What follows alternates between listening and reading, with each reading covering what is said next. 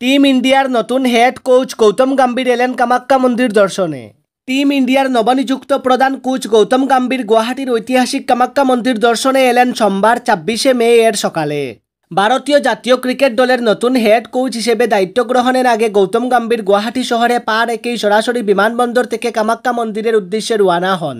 মন্দির প্রাঙ্গণে পৌঁছে তিনি পুজো দেন ও ঈশ্বরের আশীর্বাদ কামনা করেন তার এই উচ্চ প্রোফাইল কোচিং ভূমিকায় আনুষ্ঠানিকভাবে প্রবেশের আগে।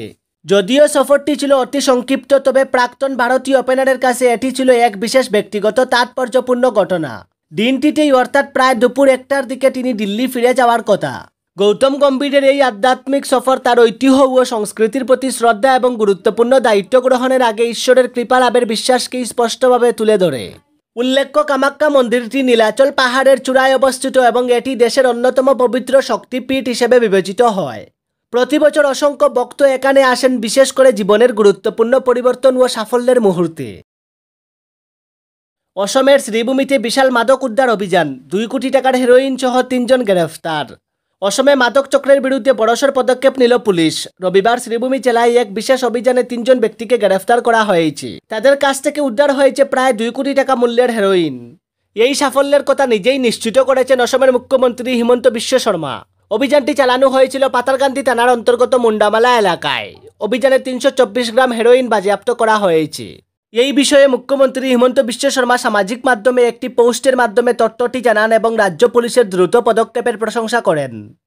তিনি লেখেন, আরেকটি সফল অভিযান এবং আইন প্রয়োগকারী সংস্থার মাদক বিরোধী অব্যাহত প্রচেষ্টার জন্য অভিনন্দন জানান।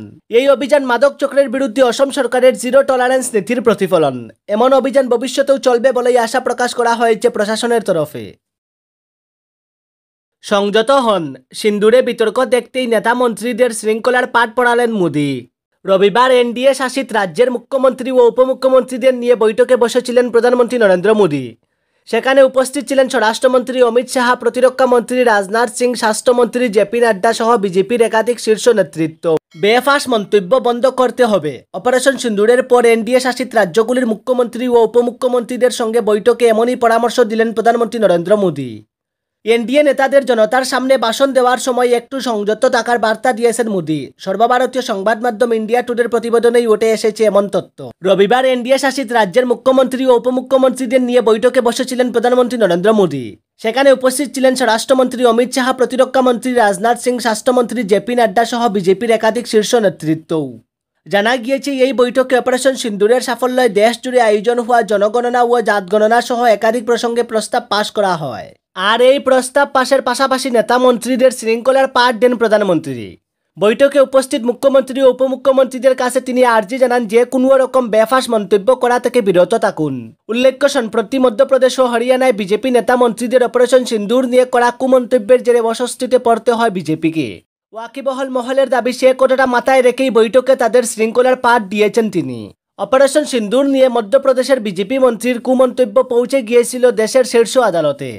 সুপ্রিম কোর্টে বর্চনার মুখে পড়েছিলেন সেই শাসক নেতা, যার জেরে অস্বস্তি বেড়েছিল বিজেপির অন্দরে। কিন্তু সেই রেশ কাটার আগেই শনিবার আবার পহেলগাঁও কাণ্ড নিয়ে বিস্ফোরক মন্তব্য করে বসেন বিজেপির রাজ্যসভার সাংসদ রামচন্দ্র জাংরা।